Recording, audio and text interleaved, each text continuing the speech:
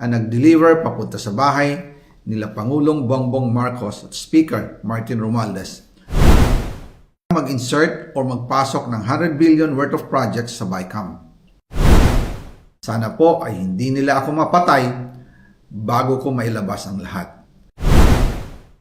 Ginawa ko lang ang utos sa akin, pero ngayon, handa na akong harapin ang lahat. Ginagamit ng administrasyon ang buong resources ng bansa para tumahimik ako. That he will shoot me if I will talk. Gagamitin ako bilang panakipbutas sa kanilang kampanya laban sa korupsyon. Hindi na ako mananahimik, ilalabas ko ang lahat ng katotohanan. May resibo, may ebidensya, at may pangalan. Para sa bawat Pilipino, alam ko na buo ang galit ninyo sa akin ngayon. Nauunawaan ko rin kung bakit. Lalo na at malaki ang halagang nakataya. Pero bago kayo humusga, hayaan ninyong ipaliwanag ko ang buong katotohanan. Matagal akong hindi nagsalita dahil may direktang utos sa akin. Huwag nang bumalik ng Pilipinas at manahimik na lamang. Umalis ako noong July 19, 2025 para sa aking medical check-up. Nakaplanong bumalik pagkatapos ng SONA ni Pangulo.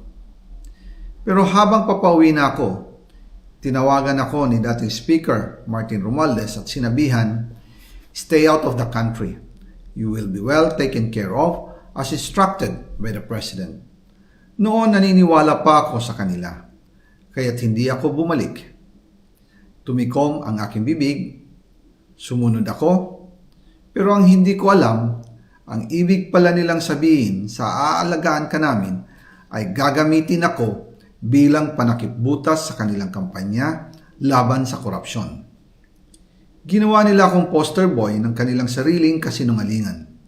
Ngayon, hindi na ako mananahimik, ilalabas ko ang lahat ng katotohanan. May resibo, may ebidensya, at may pangalan.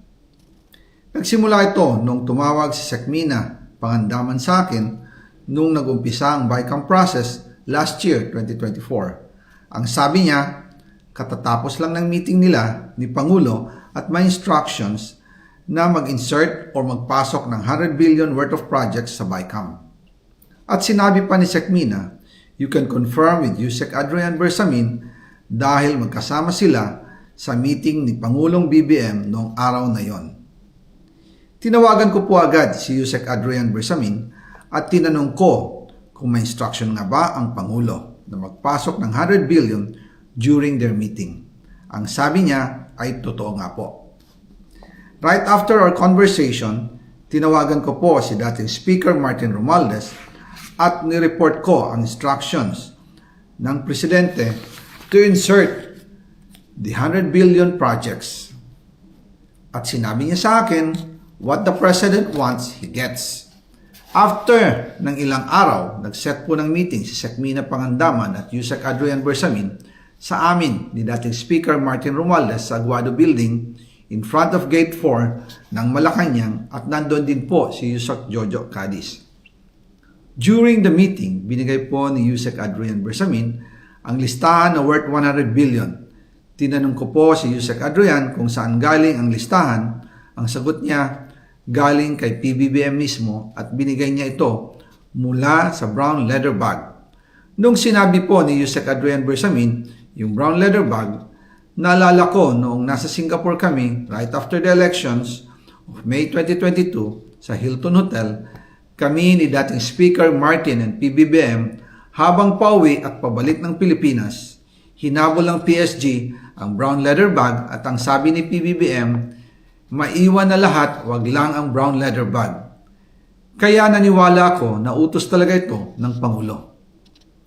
Pagkatapos ng ilang araw, I informed sina dating Speaker Martin Romualdez, Sekmina Pangandaman, Yusek Adrian Bersamin, and Yusek Jojo Cadiz na kung pwede 50 billion lang ang ipasok sa program funds dahil so sobra ang DPWH funds versus sa DepEd. In practice, hindi pwede na mas malaki ang budget ng DPWH kaysa edukasyon.